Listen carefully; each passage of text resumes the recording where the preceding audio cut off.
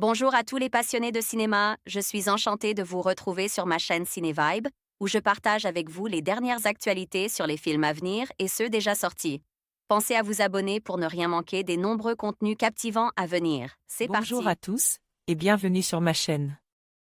Aujourd'hui, je vais vous parler d'un sujet qui me tient particulièrement à cœur, la lettre à l'enfant que tu nous adonnes. Dans cette vidéo, je vais partager avec vous mes réflexions et mes émotions sur ce lien unique que nous avons avec nos enfants, ainsi que l'importance de leur transmettre nos pensées et nos espoirs. Je vous invite à me rejoindre dans cette exploration intime et touchante, où nous aborderons ensemble les défis et les joies de la parentalité. Restez avec moi pour découvrir ce que cette lettre représente pour moi et comment elle peut résonner dans votre propre expérience.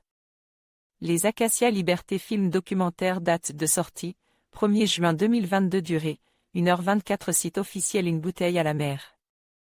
Une voix off s'adresse aux jeunes pour leur expliquer, ou leur rappeler, les fondements de notre démocratie. Les Acacias Liberté.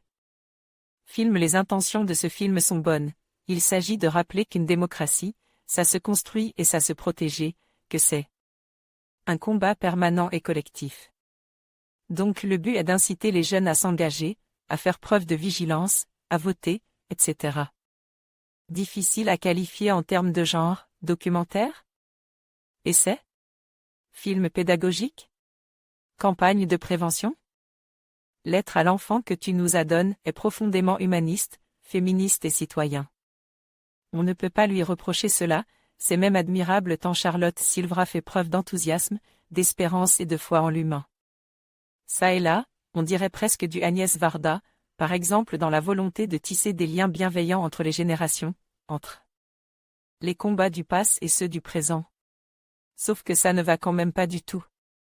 Tout d'abord parce que l'ensemble est très foutraque dans la forme, des archives variées et captivantes, des séquences d'animation plutôt poétiques, créées par Christian Volkmann, le réalisateur du magnifique « Renaissance » sorti en 2006, mais aussi des mises en scène niaises et mal jouées dignes de courts-métrages amateurs, des portraits statiques face caméra, des lectures de textes par une Firmin Richard soporifique.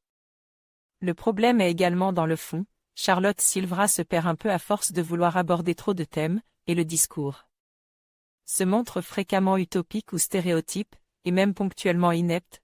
Parler du passé divise souvent, moins l'avenir, vraiment? Mais finalement, avec son interpellation à la deuxième personne du singulier, ce « tu » devient d'ailleurs agaçant à la longue. Le principal défaut du film réside dans l'impossibilité de définir une cible adéquate. À qui peut-il vraiment s'adresser? Les images et situations sont souvent trop dures pour les plus jeunes, la tonalité trop infantilisante pour les ados et les adultes. Le chrono semble se limiter grosso modo aux élèves de collège, ce qui restreint considérablement le potentiel de ce long métrage. Malgré les louables intentions, le constat est donc flagrant, l'être à l'enfant que tu nous adonnes est malheureusement inopérant. Raphaël Julien a envoyé un message au rédacteur Charlotte Silvra: votre note, votre pseudo, votre commentaire. En conclusion, cette lettre à l'enfant que tu nous adonnes est bien plus qu'un simple message.